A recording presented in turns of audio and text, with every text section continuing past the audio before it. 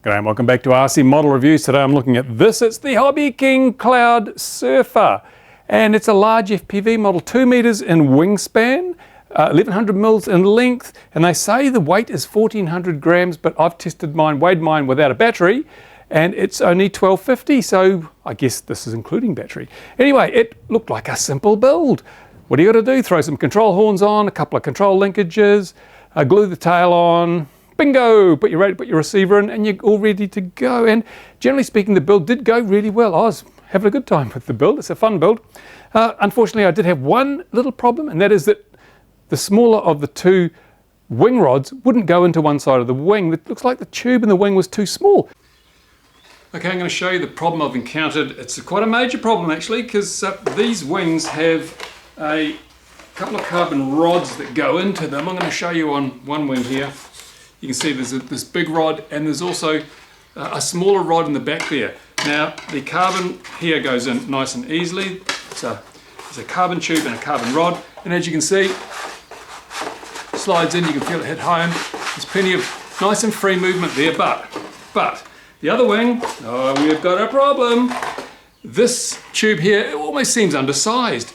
I've actually drilled out the front part of the tube to get it to go in, but then it just hits. That's it. I cannot get this tube in any further than that. As you can see, it's really, really tight. I'm not going to be able to get that tube in any further than that. By about 1/4 millimeter. I mic'd it out. Yeah, it's 1/4 millimeter too small. I don't know how that happened. Perhaps there was just a dud set of tube in the factory and it got stuck in a wing. You know, if there's a dud, I'll get it. That's the reviewer's curse. So I'm sure, I haven't read anyone else having the same problem, so it was just my bad luck. That's what happened. So I had to fart around. It took me about 30 minutes to get to the point where I was ready to put the wings together, and then it took me another 3 hours to sand down the rod so that it would fit in the other wing tube. What a nightmare. Anyway, that's my problem, not yours, as I haven't heard of others with that problem. So apart from that, the build was pretty simple, but there's a few things. Now, the Chinese ARFs, you know, they're not perfect. I mean, I come from an era when you built stuff yourself and you liked everything to be just right. And so I found a few things that just niggled a little bit with the build. First of all, the position of the elevator horn on the elevator. It's too far back, so you don't have the holes in line with the hinge, which is important to get equal movement. Now, it's not really going to matter on this plane because the differential produced by that positioning you're not going to notice it. But I just thought, why didn't they just move it a little bit or use a horn that did provide that geometry correct? But you know, as I say, not your problem. That's just me being fussy. One thing that wasn't more important though was that the holes in the servo arms were too small for the push rods on the elevator. It wouldn't go in. It was a 2 millimeter piece of wire, I think, and the hole was less than 2 millimeters. So you could push all day and it wouldn't go through. Now, all I did was just file a sharp edge on the push rod and then use it as a drill to go through. That worked fine. Anyone, if you encounter that problem, it's a really easy tip. Just make a chisel out of the little piece of push rod that's going to go through first, and then just wind it around and it'll make a hole. Away you go. You don't need to drill it out. It's really simple, really quick, really easy. Now, on the elevators and the ailerons and the flaps, I had the reverse problem, and this was a little bit more of an issue. The push rod's still 2 millimeters, but the holes are bigger than 2 millimeters. So the push rod's going really easy, but the result is lots of slop. And look at the slop on this wing. There's so much movement. There's probably, I don't know, maybe 8-9 mils of movement at the trailing edge of the flaps and the ailerons, but just simply because those push rods are too small for the holes in the servo arms. Bit of a shame, but again, it's not going to make too much difference in terms of flight, because once the model's flying, the aerodynamic forces tend to preload those linkages, so the slop will be taken up and you really won't notice it. I'm hoping I'll tell you in the flight test whether that is a problem or not, but it shouldn't make an issue. It's just one of those things. It'd be nice if it wasn't a problem or if it didn't happen, but hey, you're not spending $1,000 on a expensive East German carbon Kevlar model. This is a foam model from China, so don't get your hopes too high. It'll work just fine. Now, another problem I had was when I went to put the wing together, it was hell of a tight. You push the wing in, there's no wing retaining, there's no bolts or anything to retain the wing, so they rely on the friction between the wing roots and the fuselage. And my goodness, there was a lot of friction going on there. So in the process, I'm sure I put some finger dents in the foam. The foam itself, it's okay, it's EPO, it's not the highest density. There's some, you can see in places where there are little pockets where the bubbles have left little gaps. So it's not super. I'd say on a scale of 1 to 10, it's about a 7 in terms of the foam quality, but it's adequate for the job. And of course they've painted over it, which in some cases makes it look a bit worse because it highlights those little voids and things. They really show up, unfortunately. Now, the tail is one of the few places, or the only place you need to use any glue. The vertical stabilizer has to be glued to the fuselage. And a little tip here for those of you who will be playing along at home, before you glue that tail on, make sure you plug in the extension that goes up to the elevator servo and make sure you test it.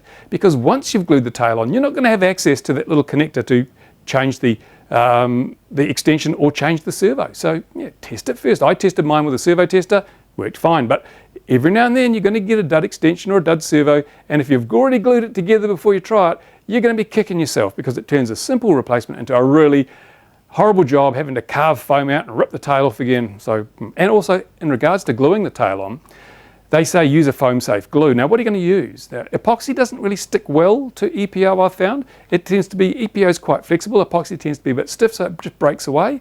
And because of the design of this tail and the fact that there's two molds and they don't fit perfectly, I wouldn't recommend CA because CA is not good at filling gaps. So if you put CA on these things, there's only going to be little tiny places where it touches, so it won't be a strong glue bond. I would say use hot glue. That's what I did. It seems to be holding really well. So hot glue, quick and easy, nice and simple. Now the other thing, the servos come with the arms already on them, and the idea is that they should all come up to dead vertical when you plug in your gear and turn on your transmitter. Unfortunately, all these servos on one wing were a notch out, which means that when the servo's in neutral position, instead of the arm being dead perpendicular to the wing, it was actually over by a notch.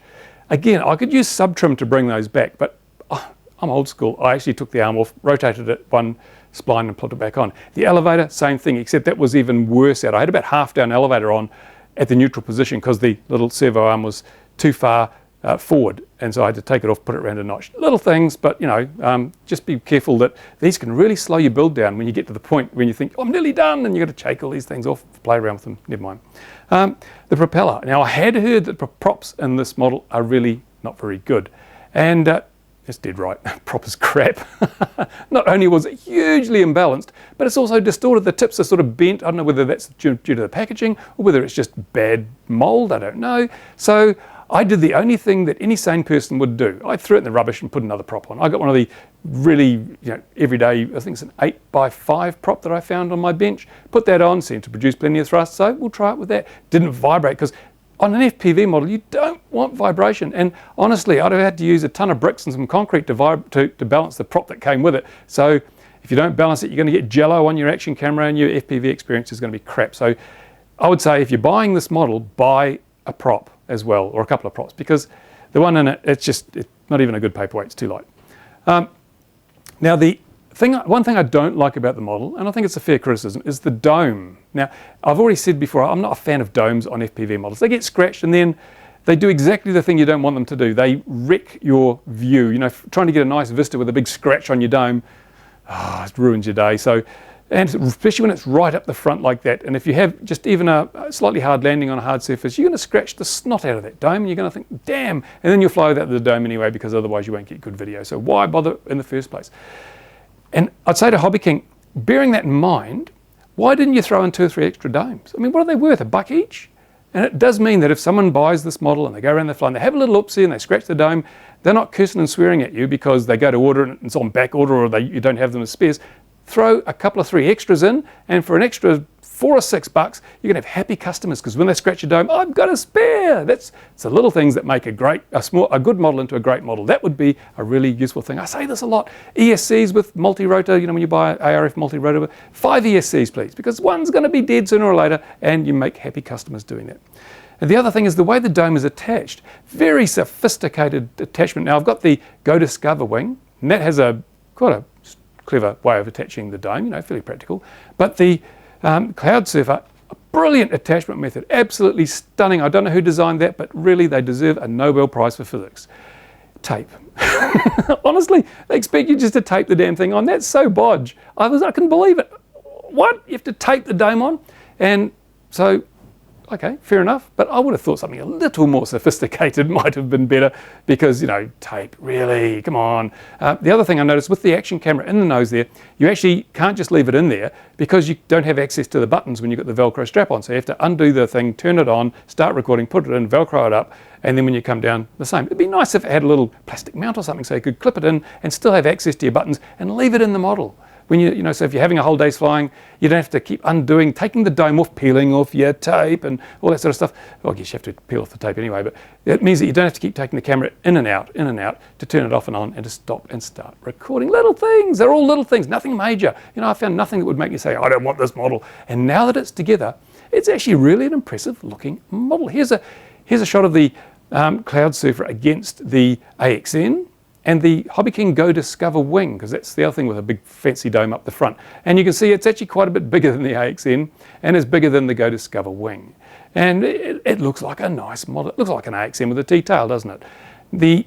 I've also put it beside the fin wing Penguin because that's another one of these larger foam FPV models. And as you can see, it does look a bit sleeker than the Penguin perhaps. And certainly the Penguin I've got is one of the very first ones without any carbon in the tail. And the tail on the Cloudsurfer is way, way, way stiffer than the tail on the fin wing.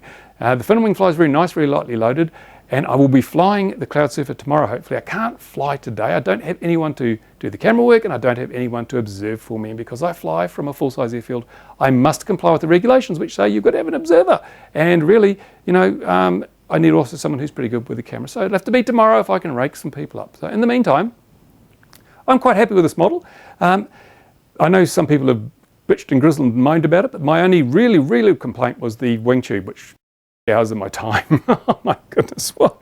So yeah, it was what would have been a 40-minute build turned into a 4-hour build. So, you know, quality control, it happens. I get the duds, that was a dud. You probably won't have the same problem. There you go. So if you've got questions, if you've got comments, if you want to see anything in part 2 that I haven't already covered, then please say so in the description or under the description of this video. Now it's getting late, it's nearly 6 o'clock. It's taken me all day to get the filming and everything done. So it's been a long video, this part 1 to produce, but now I'll go home and have some tea and I'll render it up so you should see it very shortly.